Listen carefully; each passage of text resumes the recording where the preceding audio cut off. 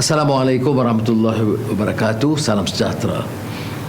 Kita teruskan dengan sesi penjelasan untuk memberikan maklumat berdasarkan rajah, data dan sains. Ya. Saya tidak mahu terlibat sangat dalam perbahasan dan konflik politik kerana ini melibatkan jumlah kematian, ya, dan juga keselamatan rakyat.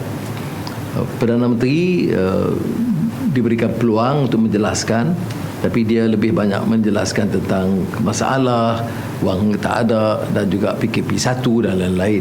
Yang kita nak dengar apa yang mampu dilakukan sekarang dan bagaimana strategi masa depan. Ya. Kita akui masalah sekarang. Apa dia? Hospital, katil ICU sudah sampai ke tahap maksimal. Jumlah kematian meningkat.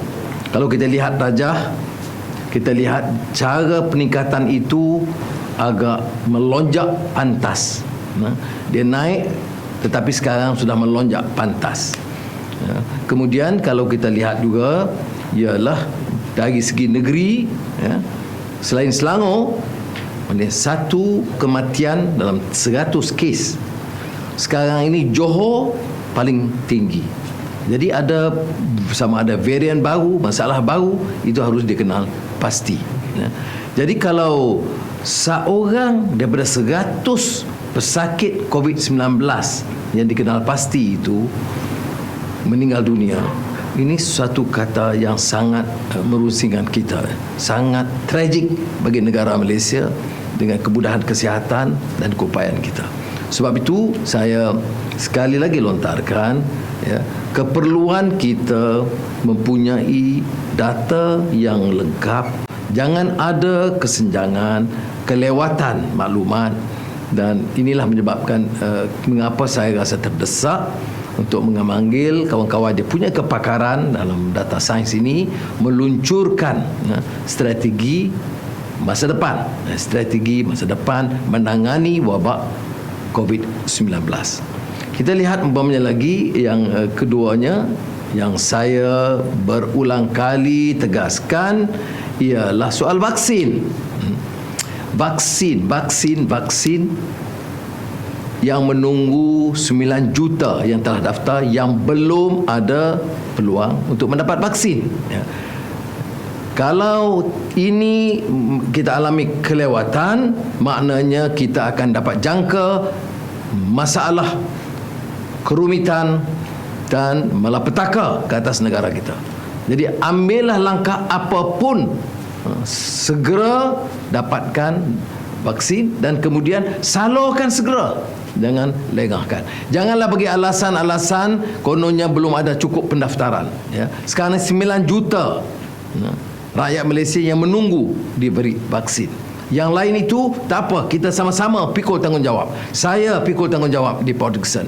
Saya akan gunakan sedaya upaya dan sukarelawan untuk daftarkan. Ya, tapi ini boleh dilakukan serta-merta. Yang patut ditangani sekarang adalah vaksin. Jadi saya terpaksa juga sebut tentang belanjawan yang diluluskan. Kemudian kalau kita lihat angka-angka dipaparkan, ada ratusan juta yang belum mampu dijawab.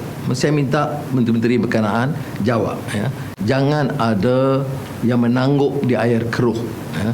Jangan dalam keadaan orang betul-betul dipusara dan kita dirikan mahligai. Ada pepatah peribahasa yang sangat cantik, ya, yang patut mengajar kita, ya, dan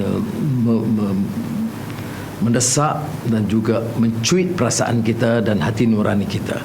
Jangan dirikan mahligai atas pusara.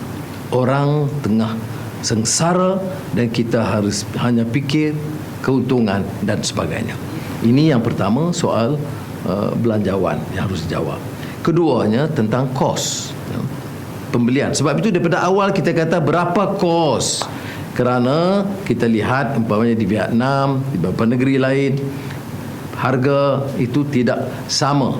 Mungkin ada penjelasan, ya, tetapi kita rakyat harus tahu ini wang rakyat, bukan wang pribadi saya mana-mana pemimpin. Jadi dia harus tahu jumlah yang diperlukan, jumlah yang dibayar. Tetapi yang lebih utama dari semua ini unjurannya, ya, bila akan sampai. Walaupun dia katakan akhir Jun, ya, tapi saya nak tegaskan di sini, ya, bulan Mac dijanjikan, ya, 75,000, yang divaksin 25,000. Bulan April katakan sampai berjuta lagi, tak sampai. Sekarang baru nak cecah 100,000 atau 150,000, malah setengah juta. Kalau sekarang mula setengah juta, kita belum dapat selesaikan akhir tahun ini. Jadi bila Perdana Menteri kata tangan bimbang, semua akan selesai akhir tahun ini, saya tidak tahu dia guna angka mana. Sebab itu saya katakan data ini sangat penting, maklumat ini penting, dan ini yang kita kaitkan dengan exit strategi yang kita akan luncurkan hari Rabu ini, insya-Allah. Terima kasih. Wassalamualaikum warahmatullahi.